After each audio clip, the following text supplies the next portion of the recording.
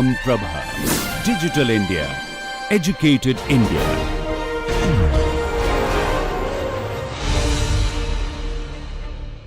Welcome to the course Introduction to Algorithms. My name is Saurabh Mukhopadhyay. I am a faculty member at IIT Kharagpur. I am lecturing this course. In this lecture, we will cover two techniques for graph search, that is exploring the graph, namely the breadth first search and the depth first search, BFS and DFS. So, let us start with the, first part we will cover the BFS or breadth first search, and the second half of this lecture will cover the depth first search of the DFS. So, let us start the graph search technique. So, what do you mean by graph search? We want to explore the graph. Exploring means say given a vertex S, we want to see what are the vertexes are reachable from S, or we want to find a path from S to any other vertex S to a vertex T, or we want to find all the vertices which are reachable from S, from the given vertex. So, these are called exploring, these are all the graph search technique. Okay. Basically, they are explore a graph, that is find a path from a vertex S to a vertex T, or we want to see whether we can from a vertex S we can reach to another vertex, that is also given. So, that is also a exploring, or we want to see we want to visit all the vertices which are reachable from S, all the other vertices, which are reachable from S.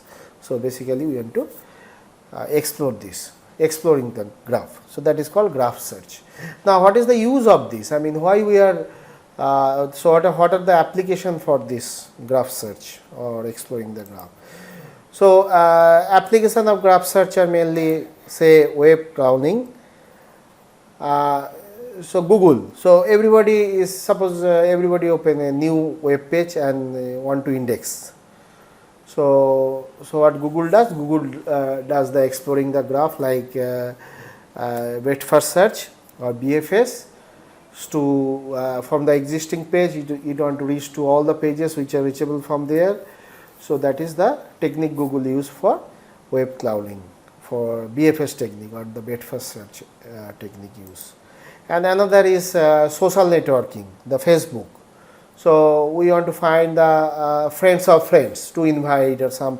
So, basically say two labels. So, this is the, so basically we want to find the friends of friends. So, this is one label, then two labels. So, slowly we have to explore it. I mean, we have to search it, like first level we can reach to the all the friends which are friends of S, direct friend, and then from that we can reach to the next level friends. So, friends of friends. So, level wise we can do this, that is the social networking, Facebook. Another example could be network broadcast. Suppose we have a network internet or Ethernet and we want to broadcast a packet, we want to do the data out. So, we need to reach to the all the nodes of the in the network. So, that is also a exploring application, like we have to search in a graph, okay, to reach out to do the data out for the all we have to do the packet reachable to the all the nodes. And the next application is garbage collection.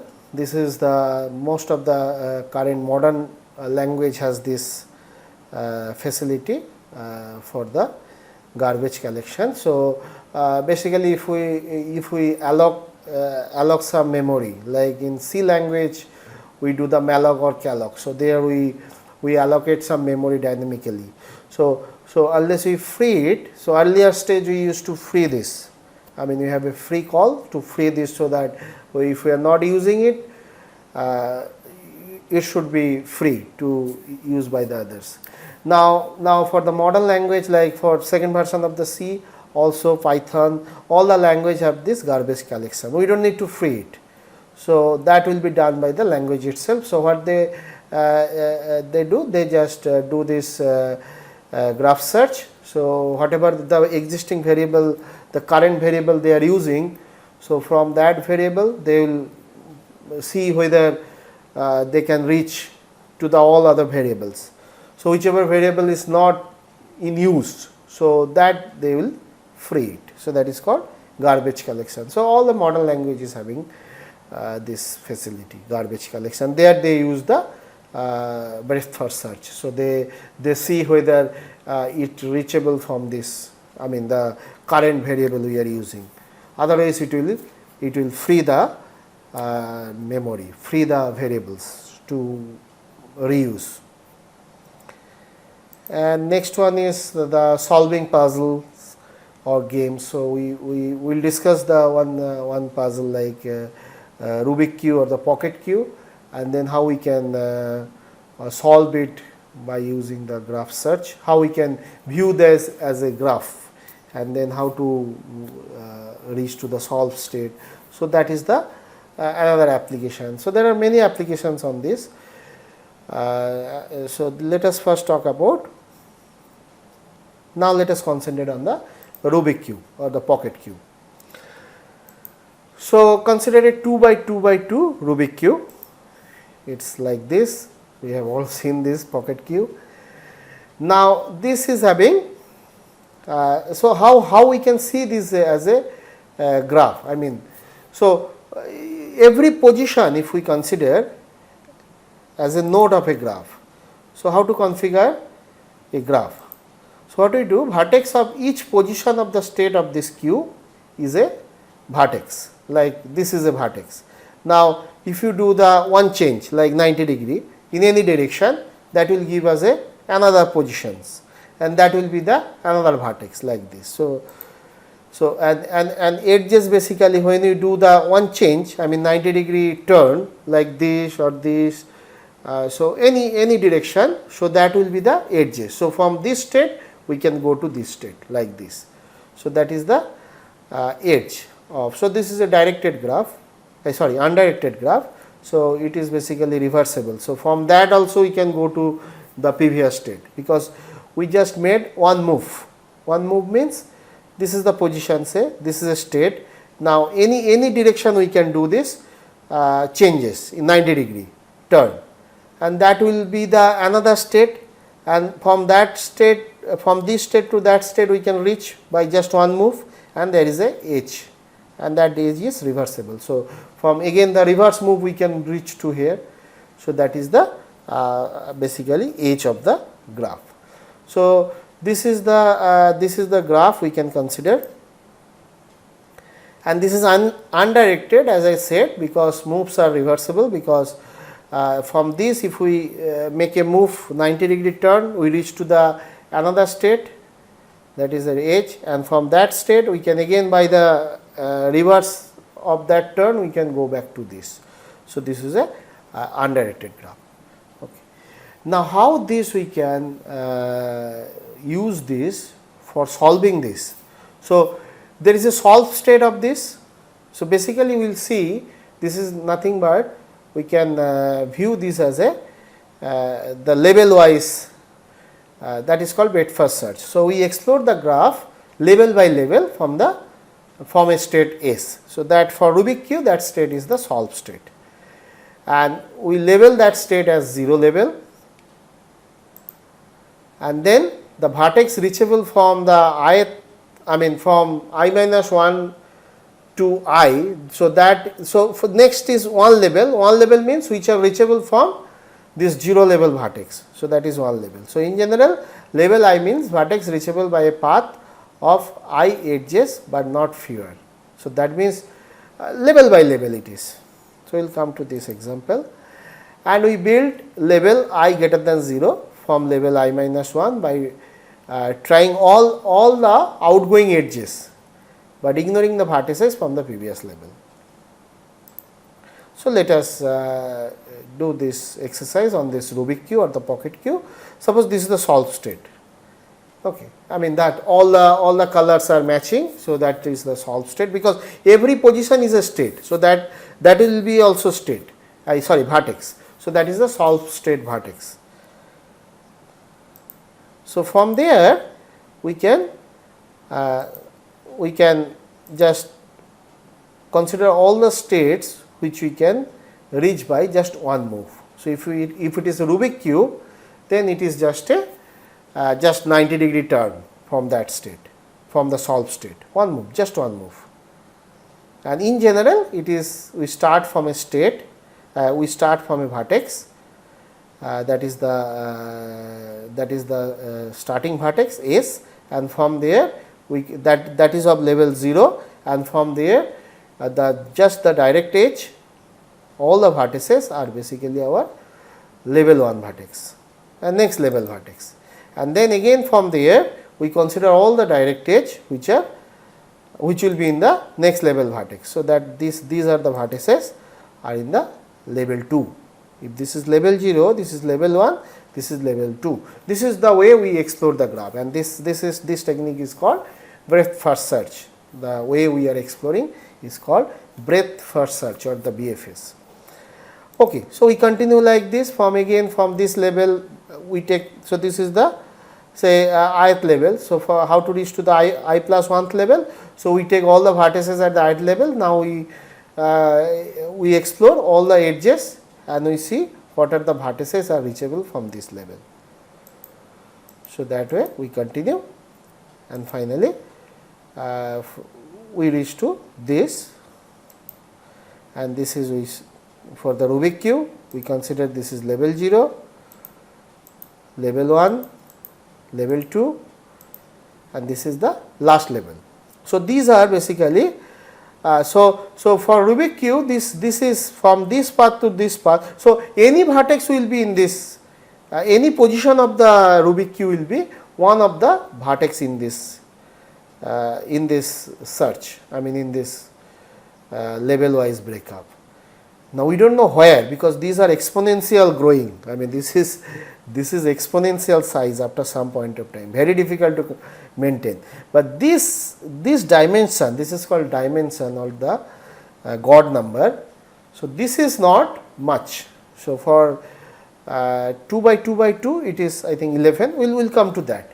So, this is God number, this dimension of this. So, that means what is the meaning of that? If it is 11, that means if we are in any state, so that will be one of this vertex over here. So, from that we can reach to the solved state by less than or equal to 11 move, if we know this breadth first search technique. But only thing, to locate that vertex it is difficult, because this is exponential growth, like number of vertices over here. We will see what is the number of vertices over here. So, this is basically BFS, or the breadth first search.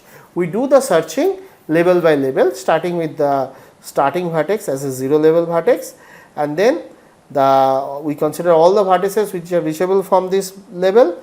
They are level 1, they are labeled as level 1 vertex, and we consider the next level which are reachable from this level 2 vertex. So, if we consider the Rubik cube, this is the solved state, and these are all the position, all the state of the position of the cube which are just one move from the solved state. So, that means just 90-degree turn from the solved state. So, if we are here any of the state, we should able to reach to the solved state just by one move. I mean, if we are good player, I mean if we do this breadth first search. Now, again these are the level 2. So, if our cube is in this level vertex, then from here we should reach to the solved state just by the 2 move. So, that is the idea. So, and this dimension is basically called God number. Now, this dimension is 11 if it is 2 by 2 by 2 Rubik cube, and it is 20 if it is 3 by 3 by 3 Rubik cube. So, theoretically, so it does not matter where we are. So, it should be, we should able to solve the Rubik cube, say 3 by 3 by 3 Rubik cube in at most 20 moves. So, because this is the will be somewhere here. So, for 3 by 3 by 3 Rubik cube, this length is this is called God number, this length is 20. So, we should be able to solve the Rubik cube in 20 move maximum. Okay, and in general this is a result which is for n by n by n Rubik cube. This is bounded by n square by log n. Okay. Now, you may be interested to know how many vertices are there in that graph just for 2 by 2 by 2 Rubik cube. So, this is the number, huge number. Why this is this? Because if you just take a cubelet, okay, just take a cubelet. So, for there are how many cubelets are there? 8 factorial cubelets are there. Okay, and each position we have 3 to the power 8 comes from each cubelet. So, it is basically 8. So, that is sorry 3 position of the twist, either this way or this way or this way. So, 3 possible twist, and it is 8. So, it is that's why it is 3 to the power 8. And how many such cubelet? A factorial a. So, factorial 8 into 3 to the power 8. So, this number is huge. So, this many states are there in the just 2 by 2 by 2 Rubik cube. So, that means in this so there are that many vertices are there. So, that means these are exponential growing. I mean, although this length is 11, but this size is exponential, it is difficult to maintain. Okay. But this length is 11. So, for 2 by 2 by 2 Rubik cube. So, wherever we are, we should able to reach to the solved state just by 11 move. So, that is the that is the BFS or breadth first search. Okay, now come to the pseudocode for BFS. So, so this is the vertices. V is the set of vertices, and this is the graph. Graph is given in the adjacency list. So, the input is a graph G, which is V cross E, and we have given the graph in a adjacency list way. So, this is the adjacency list. So, that means we have a list for each of the vertices. So, we have a adjacency list of each of vertices V1, V2 like this, and we have a linked list over here which are connected with, I mean which are the vertices are in the V1. So, like that. So, that is the degree of V1. Okay. Now, what to do? And we have another input which is called the starting vertex. We have given a starting vertex to start the search. I mean start to explore this graph. So, that we put the level of that vertex to be 0, and the parent of that vertex is null, because that is the starting vertex. So, first vertex to start. So, parent is null. So, this is a Python code. You may be familiar with this pseudocode. This is not a pseudocode. This is similar to Python. This is a Python code basically. Okay. So, now we are putting this label of S to be. So, this is a level by level search. Okay. Now, we go to the next level. I is 1. So, after this 0th level, now we put the frontier which is S initialize, and now why frontier is not empty, because this is S, so it is not empty. We put next to be empty, we start with, and then we take a node from in the frontier set. So, that is the first node S, because initially this is S. So, that is our U. Now, we consider all the nodes which are adjacent with this. Okay. So, we consider, so this is our U, and we consider all the vertices which are in. So, these are the all vertices which are in adjacency list of U. Now, U is labeled by I mean initialized by 0. If it is S, then this is labeled by 0. Now, we consider all the vertices which are adjacency list of this node, which are in the adjacency list of this node. Now, if V is not labeled, so this is one of the V in the adjacency list. So, this is V. Now, if V is not labeled, then only we do the labeling on V. If V is not labeled, then only we label the V by I, because earlier label is I minus 1, and the parent of V we put to be u, because this is the direct edge. So, parent of v will be u. Why we need the parent? Because we want to find the shortest path also. So, this parent link will give us the shortest path. We will come to that. Okay. And we add this v into this next set. So, we append this v into next set. So, this is the next level node and we append this and this will continue for all the adjacency vertex of u. So, we do it for all these v's and we put everything in the next set. Okay. And this all these vertex are labeled by basically the I. Okay. And now after this loop we make the frontier to be next, because we take the next level vertices and we increase the level by 1. So, now it is I plus 1, I is equal to I plus 1, and then we continue here. If frontier is not empty, then we do the same thing. We consider these are our, we take a vertex from this frontier, then we consider all the vertices which are adjacency list of this, we label them by the next level, that is I plus 1, and we make the parent pointer also to have the shortest path. So, this way we continue, and this is the again for the next that level we increase we add the node into the next by this next append. So, that is the way. So, let us take an example. Okay. Suppose this is these are the vertices and these are the edges of a graph, and we want to do the BFS or breadth first search on this graph. So, let us start with the this is the first. So, first this is also part of the input. We have given a source vertex to start the search. Okay. So, this we put the label 0. We put this vertex label 0, and the parent of this is null, because this is the starting vertex.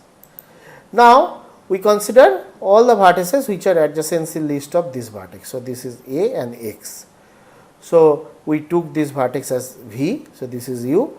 Now, this will make the label 1, and we can have a pointer over here to indicate the parent of this node. Okay. And similarly, this also we can have a pointer over here to indicate that this parent of X is this node. And then we have a this is our so we put these two vertices into the next, and next will be the next frontier. So, these two we put it into the next, and this will be our next frontier, and then from this will be next frontier, and we take the vertex, we take a vertex from this A, and then we check all the vertices which are connected with this degree, the adjacency list of A. So, this is the vertex, we label this vertex as the next level 2, and we can have parent, we have to use the parent pointer. So, parent pointer of this jet is A, and similarly we have this vertex. Yeah, similarly for this we have these two, just a minute. So, similarly for this vertex, what are the in the vertices in the adjacency list? This one, but this is already labeled. So, we do not need to worry about that. So, these two are not labeled. So, we take this vertex, this is not labeled. So, we have to label that. Label will be the this is label 1. So, this will be label 2. Similarly, this vertex, and we have a parent pointer also. So, the parent of this vertex is this one, and parent of this vertex is this one, and we put these 3 vertex into that next set, and the frontier will be the next, and the label I will be I plus 1. So, label is now 2, and the next label will be 3, and the frontier is this 3 node Z, D, C. Now, we check all the vertices which are in the adjacency list of this vertex. Okay. So, this is level by level searching. So, now for this vertex, this is the node which are in the adjacency, but this is already done. this is already labeled. Now for this vertex, these two, so now we can label this as a 3 and this is already done, and for this vertex, if it is already labeled by this, if we first, then we will not, I mean this is done, and then we check this one, this will be done. So label 3, so these are the level 3 vertices. Okay, done. And we can we add the parent pointer over here to indicate. So the way, I mean this is the this is parent pointer of this vertex, and this one, which way we are, I mean if we are following this, I mean if this made this label change, then this one, otherwise I mean this one, depending on which one made this change. Okay, so now this is the variable. So frontier is initialized by s, and then the next frontier is the next level, next frontier will be the next, I mean next set, and that is ax, which is the level 1 vertex, and then the next frontier is z dc, which are the level 2 vertex, and next frontier is this one, which is level 3 vertex, and we are done. So this is this way we label the vertex. Okay, and this parent pointer, what it will give us? It will give us the shortest path from S to that node, because from F, if we follow this parent pointer, we come here, then we follow the parent pointer, and then with this. So this reverse way, it will give us the, for shortest path we need to have a directed graph. So this will work for the directed graph also. You have a direction. So if we have a direction like this, so we follow the parent pointer this way, and then we follow the original direction from S to this node. So from S to this node, this is the shortest path. So there is no edge weight over here. Edge weight we can say 1. So this is the shortest path from S to this node. So these parent pointers will give us the shortest path. Now let us talk about the time complexity of this code. Okay, so now how much time we are doing here? So we have a loop over there, which is of size adjacent the degree of v basically for each v. So that is the summation of, this is the time for summation of this thing, because if you come to the code,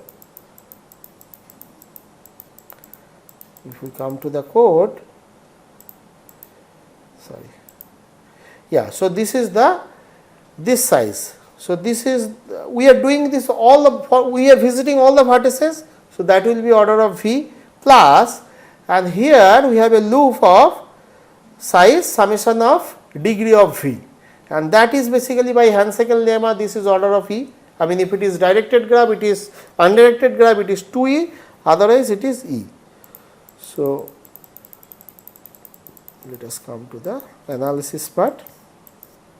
Yeah, so this is the order of e. So it is, time is basically order of e plus v plus e, because we need to see all the vertices. We are reaching to all the vertices, so that's why it is v plus e. So this is the time complexity for breadth first search.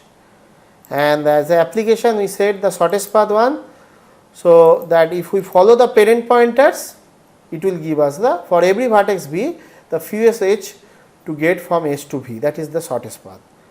We can say this is, if we put the weight of each edge is 1, so that is nothing but the shortest path. So basically we follow the parent pointer. So S is S is from S, I mean from V to, sorry, from V to this,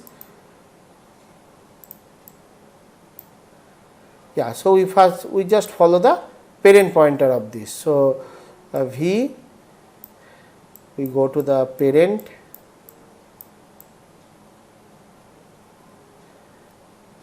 of v, this link, and then we go to the parent of v, and it will reach to the s, and then if we follow this path, and this will give us a shortest path, the other way around. Okay, so this is one application of this. So next we will start the another search technique, which is called DFS, or the depth first search. Okay, in the depth first search or DFS, what we do, we will explore all the vertices of the graph. So, unlike VFS which we have discussed already, so it was explore all the vertices which are reachable from the source vertex S, and it is level by level search, and it is good for finding the shortest path from that source vertex to all other vertices. But this exploring is for all the vertices which are reachable from the source vertex. But here in the depth first search, we want to explore the whole graph. So, that means we want to reach out to the all the vertices, not only the vertices which are from the given source vertex. So, we want to explore whole graph. So, that is the idea. So, it is basically the idea is like exploring a maze. So, it is like we start from a position and we follow the path until we stuck, and once we stuck, then we backtrack, we come back to the previous position and we take the, so we should have a memory. So, we come back to the position and we take the other path from that position and we follow the path until we struck. Once we stuck, then we do the backtracking and then we come back to the position, previous position, and we take the another path from that position. So, like this we do. So, this is basically the idea is to follow the path until we stuck, and once we stuck we will do the backtracking along with the path, and then so this can be very nicely done in computer by the recursive call, recursive exploring. Only thing we need to take care of the repetitions. So, we should not repeat the vertex which you already explored. So, there should be a pointer to avoid the repetition. So, that is the so we should not repeat the vertex. So, we should see the vertex once, and then that is the things. So, this is the, now let us come to the how we can do that. So, let us discuss the pseudocode for this DFS. Okay. Now, this is the code for DFS visit from a source vertex S, and this code we will use for the original DFS visit algorithm. So, what are the input? Input is the graph. We have given the adjacency list of all the vertices, and this is the vertex set, and this is the adjacency list of the vertices, and this is a source vertex. We want to explore the graph. We want to explore the graph which are reachable from this source vertex. So, this code will does that. So, this code is the this code will be exploring all the vertices which are reachable from the source vertex. So, what is this code? This code is a recursive call. So, we follow the path until we stuck, kind of thing. So, what is the recursive call? So, this is our S vertex, and there are some other vertices which are in the adjacency list of this.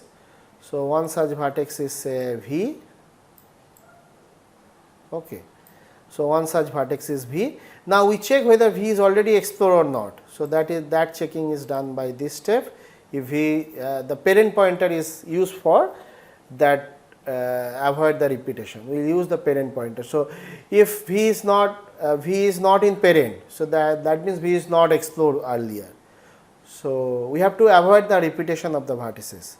So, parent pointer of S is said to be null. So, S has started to, this is the starting of exploring S, and then this from V we call this same BFS visit on this V. So, what it will do?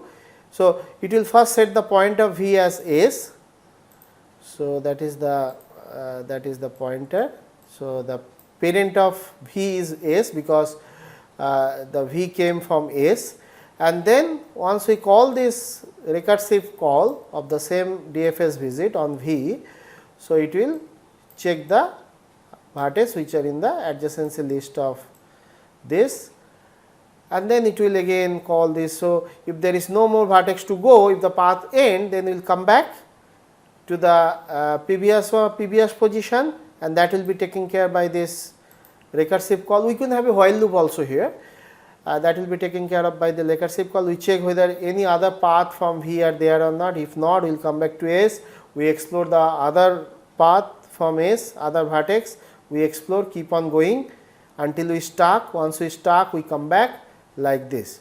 So, this is the code to explore all the vertices which are reachable from S. Okay. All the vertices we have explored which are reachable from X once we complete this. And we have to be careful by not repeating the vertex which has already seen. So, this is done by this parent pointer. Okay. Now, come to the original code, that the main code of BFS, DFS. So, let me erase this. So, this is the main code for DFS. So, what we do here, this is input is the graph, it could be directed or it could be undirected graph, and we have adjacency.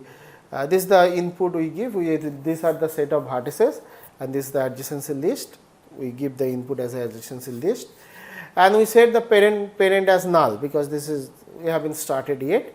Now, we start with the vertex S. This could be any vertex, arbitrary vertex. We start with a vertex S and we want to explore all the vertices which are reachable from S, and then we take another vertex. If it is not done, that means this was not reachable from S, then we explore all the vertices which are reachable from that vertex. So, like this.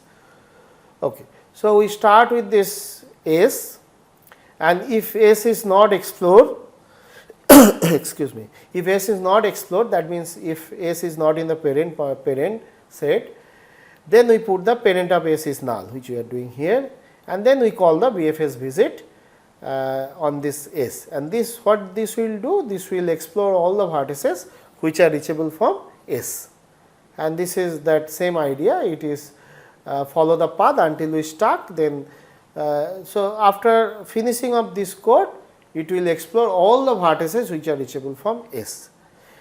Then we take, after this we take another vertex, and if it is already done, we do not do anything. If it is not done, that means that was not reachable from this starting vertex, then we have to again call the BFS from that vertex. So, this way we complete exploring all the vertices of the graph. Okay. So, this code is basically we explore all the vertices which are reachable from S, and this is the whole code to explore the entire graph. And we have a we have to set the time. This is the starting point of this vertex V when we are calling V, and when we are ending V, this is the finishing time of V, and this time is required for what is called topological search, that is one of the application of this BFS. So, we will come to that. So, let us take a quick example of this code on a graph. So, suppose this is the given graph we want to explore, we want to apply the DFS on this graph. So, A, B, C, D, E, F, and these are the given edges. Okay. It could be directed, undirected graph also. Here we have given the directed graph. Okay. Now, we have to start with a, we want to apply the DFS code. We want to start with a S. So, suppose we start with the alphabetical order A as a S, S1. And now we need to take a vertex which are in the adjacency list of A. So, what are the vertices in the adjacency list of A? B and D. So, we can take either B or D. So, this is a, we take B. So, that is the first edge we see, and the B we check whether it is done or not. So, it is not done. So, parent of A we set as a null, but B is not done. So, we set the parent of B as S. So, that mark we should do. So, parent of B we should set to A. This is the parent pointer, you can see. Okay. Now, again we call the DFS visit on this vertex. Once we call the DFS visit on this vertex, we check all the we have to take a adjacency list of this vertex. So, this is the only vertex which are in the adjacency list of this vertex E. Then we take this edge, and then we take this vertex for the next DFS visit. Okay. And we check whether this is already done. This is not done, and we set the parent of E as B. Okay, this is the parent pointer. And then what are the adjacency list of E? Adjacency list of E is D. So, that is the next number H. Okay, now we call the DFS visit of this vertex. This is the recursive call. Once we do the DFS visit, we check the adjacency list of D. Adjacency list of D is B, but B is this H, but B is already done. So, we do not do anything. We will come back here, that is recursive call, and this has no more adjacency vertices. So, it will go back to the previous vertex. So, that is E, and E has no more adjacency vertex other than D. So, it will go back here. D is also have no more vertex which are adjacency vertex in adjacency list of B other than E. So, it will go back to the vertex A. Now, we check what is there any other adjacency vertex of A? Yes, there is, that is D. So, that is the H number 5, and we check D. D is already marked because the parent pointer of D is set as E. So, D is already in the parent list. So, it is already marked. So, we want to avoid the repetition. So, then we come back here and it is, we check is there any adjacency vertex of A? No, we are done. So, we complete with this vertex A. So, we already explore all the vertices which are reachable from A. Now, we have to take next vertex because we want to explore whole graph.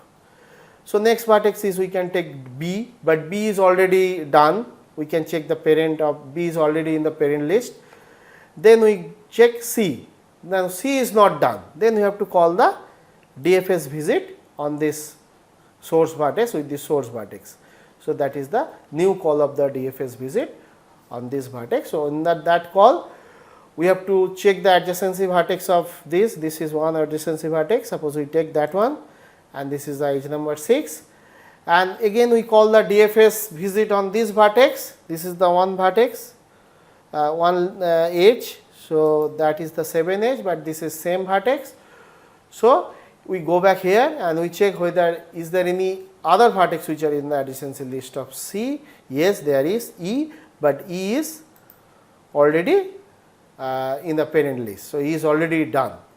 So, we have done with this. So, this is the, so we have already explored all the vertices which are reachable from C. Then we can check D, D is already done, then E, E is already done, then F, F is already. So, basically we are just explore whole graph by this way. Okay. So, this is the DFS traversal.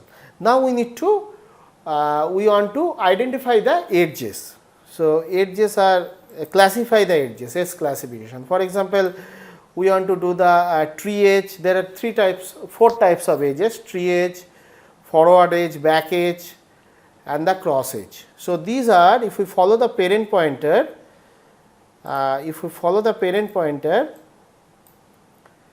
yeah. So, this is let me bring the, so this is the tree, this is, so if you follow the parent pointer basically, so this is the, so these are basically tree edges.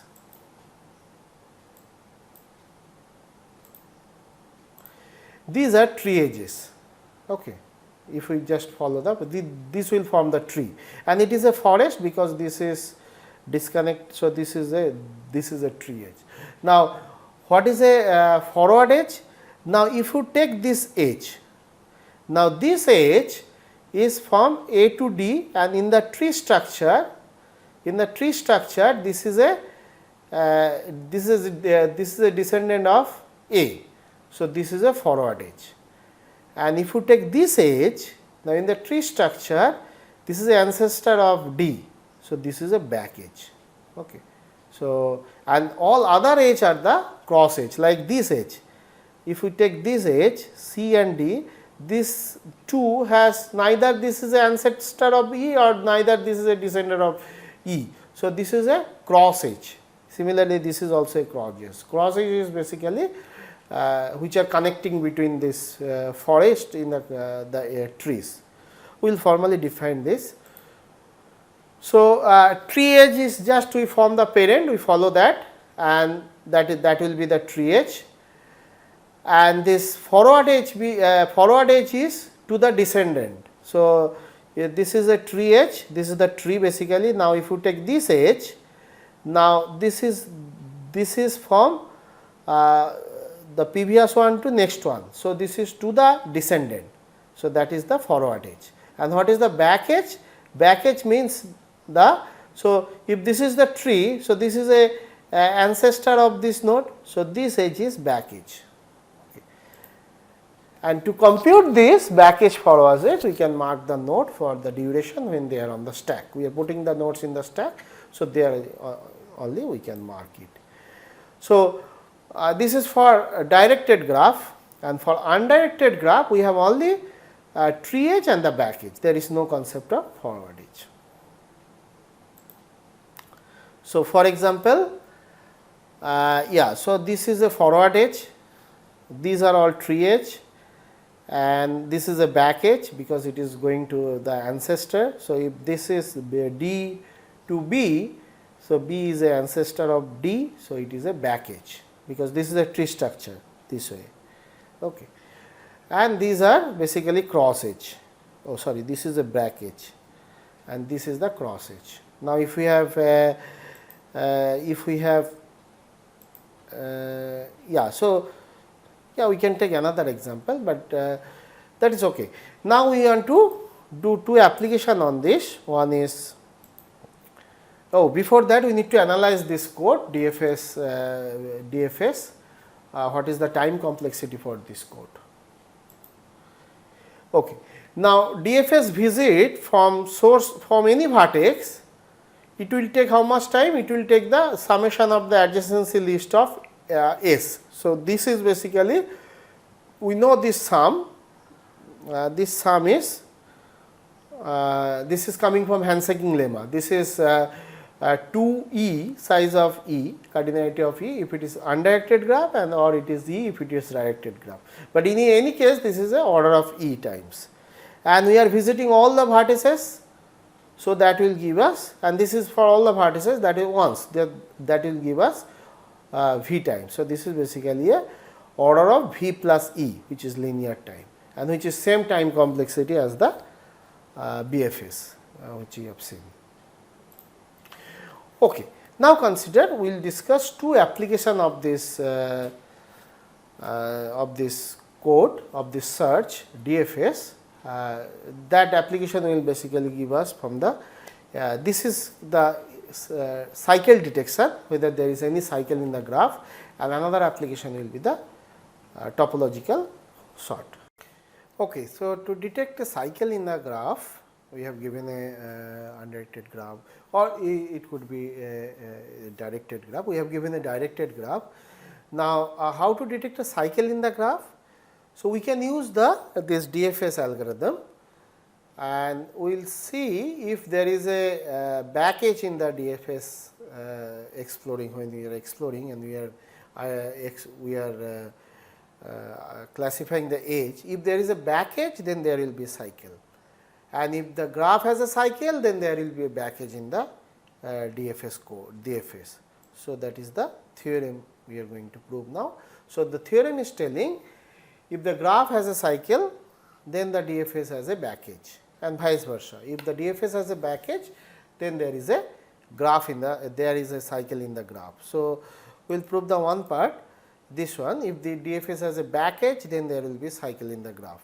Another part you can similar. So, suppose this DFS is we have given a graph, we run the DFS, we classify the edges, and suppose there is a back edge. Okay. Now, suppose these are the this is the vertices, and these are the tree edge, and there is a back edge, means there will be a edge from any vertex to its ancestor in this tree ordering, tree edge. Okay.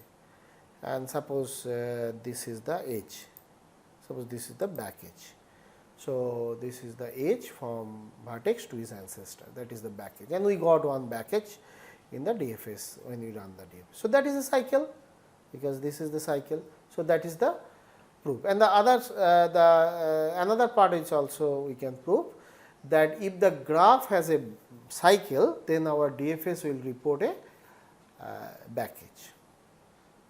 Okay.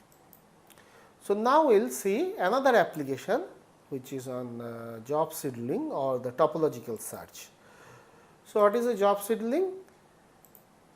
It is telling, given a DAG, directed acyclic graph, say this is a DAG, there is no cycle in the graph, and this is a directed graph. So, directed acyclic graph, no cycle in the graph. You can check there is no cycle in the graph. Okay. And job scheduling means this vertex are represent the tasks, this is the vertex, this is the vertex, and the edges are represent the dependencies.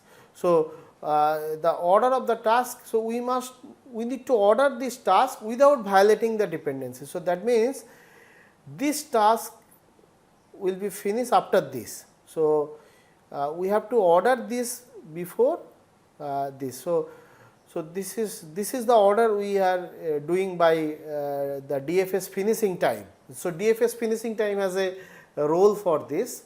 So, we will see this will be basically, this is nothing but a topological ordering, topological sorting of the vertices. So, we want to give a, if we have two vertex, if we have a edge like u to v between two vertex. So, you have a edge u to v. Now, if there is a edge, now whatever value, whatever order of this vertex we give, this vertex order has to be more. So, that means we first do this job, then do, that is the job scheduling applications. So, that will be done by the what is we know as a topological sorting of the vertices. So, just let us recap what we mean by topological sorting. So, basically we need to give the numbering of the vertices, say suppose there are n vertices. So, this vertex should be numbered by 1, 2 up to n, and the numbering will be such that if there is a edge u to v, I mean vertex u to vertex v, say you have a edge between these two vertex u to v,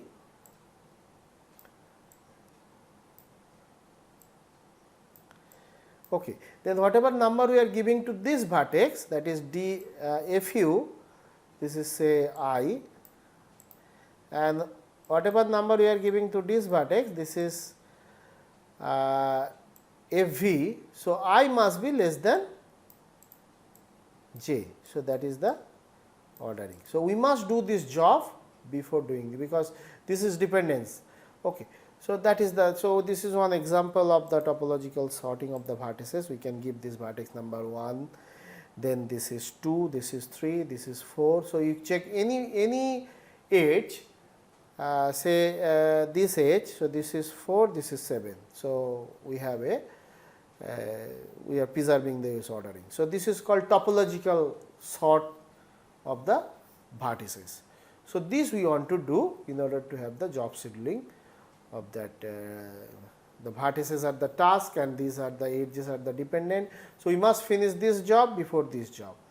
Once we, because this job is depend on this job, unless we finish this job we cannot do this job. Okay. So, this is something like function call in the main function in that. So, there are many applications on this. Okay. So, this is a what is called topological sort. Now, how we can do this topological sort on the vertices using the VFS code. So, just recap the VFS code. So, if you remember, we have a start time and finishing time. So, we just look at the finishing time of each vertex, okay, and we record that and we reverse it. If we reverse it, that will give us the topological ordering of the vertices. So, we reverse the DFS finishing time, okay, the time when the vertex V is finishes. So, this is the time. So, if you so this is when V is finishes, that means we already explore all the we explore the path, again we come back here, then we come back. So, that time we will come back the previous vertex, it is finishing that vertex. So, that is the time. So that finishing time we record. We store the finishing time of each of these vertices in the DFS search, and then we reverse this finishing time, and that will give us the topological sorting of the topological ordering of the vertices. Okay. So, we do the DFS visit of a vertex and we order this, and then we order we append the time, and then we reverse the time. Now, why this will give us a question is why this will give us a topological sorting. Consider a edge u to v. So, let us draw this.